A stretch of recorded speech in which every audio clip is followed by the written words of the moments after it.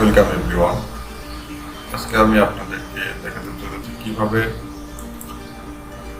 Computer নতুন Windows দেওয়ার পর my computer icon, recycling bin, network এগুলো আনতে হয়। প্রথমে আপনাকে পার্সোনালাইজে ক্লিক করতে হবে, আইকনে পার্সোনালাইজে ক্লিক করতে হবে, দেন থিমে ক্লিক করতে হবে। ক্লিক করার পর নিচের দিকে স্ক্রল করলে ডিসপ্লে আইকন সেটিংস যে অপশনটা আসবে এই অপশনে ক্লিক করতে হবে। ক্লিক করার পর আপনি যেই আইকনগুলো ডেস্কটপে এর উপরে দেখতে চান সেগুলোর উপর ক্লিক মার্ক দিয়ে দেবেন।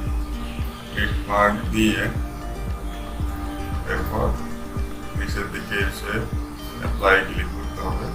অ্যাপ্লাই ক্লিক করলে আপনার আইকনগুলো আপনার ডেস্কটপে শো করবে, দেন ওকে দিয়ে দিলে ফিনিশ হয়ে যাবে। সেই ছোট্ট একটা টিপস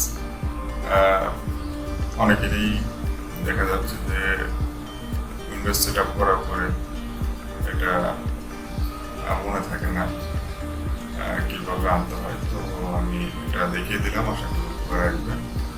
থ্যাংকস ফর ওয়াচিং।